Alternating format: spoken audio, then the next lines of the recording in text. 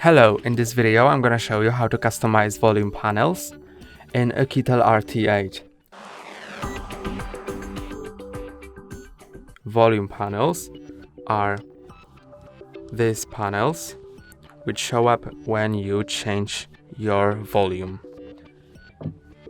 You can customize it by downloading Volume Styles app from Google Play Store. Let's type in Volume Styles,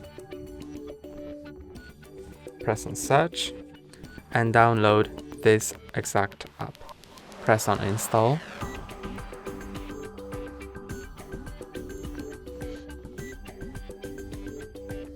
Now you can press on open. Slide down to choose your style. I like the wave one, so I will set it to wave. And now press on start. Give accessibility service permission.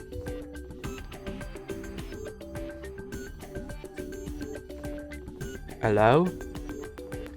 And now press yes, I agree.